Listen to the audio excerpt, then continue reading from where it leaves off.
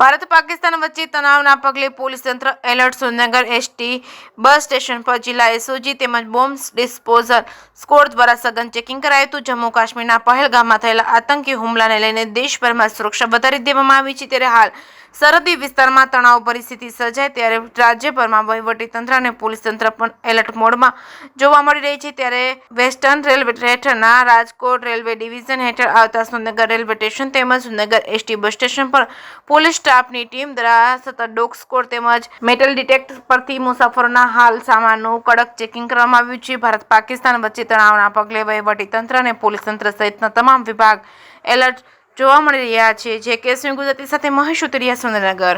સુરેન્દ્રનગર જિલ્લાના માનનીય પ્રભારી સચિવ શ્રી રાકેશ શંકર સાહેબના અધ્યક્ષસ્થાને તાજેતરમાં જે ઘટિત ઘટનાઓ છે એના અનુસંધાને જિલ્લા વહીવટતંત્ર તરફથી શું પૂર્વ તૈયારીઓ છે અને આગામી સમયમાં યુદ્ધ અથવા તો ડિઝાસ્ટર જેવી પરિસ્થિતિઓને પહોંચી વળવા માટે જિલ્લાની જે પણ અલગ અલગ ડિપાર્ટમેન્ટ વાઇઝ તૈયારીઓ થયેલી છે એની એક રિવ્યૂ મિટિંગ રાખવામાં આવી હતી.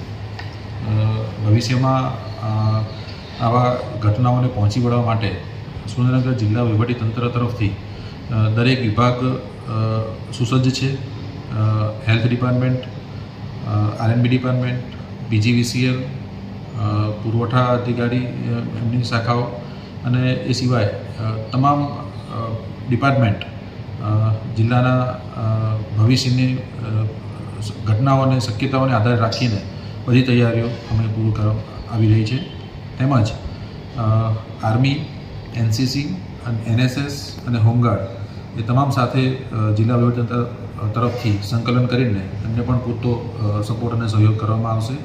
આમ સુરત જિલ્લા વહીવટીતંત્ર તરફથી તમામ પ્રકારની તૈયારીઓ કરવામાં આવી રહી છે. પરંતુ સાથે સાથે લોકોને પણ અપીલ છે કે કોઈ અફવાઓ પર ધ્યાન ના આપે. અત્યારે હાલ સંપૂર્ણ શાંતિપૂર્ણ માહોલ છે અને તંત્ર તરફથી ભવિષ્યમાં જો કોઈ આવી ઘટનાઓ બને એના માટે આ એક ફક્ત પૂર્વ તરીકેનો ભાગ રૂપે આ એક્સરસાઇઝ કરવામાં આવી રહી છે.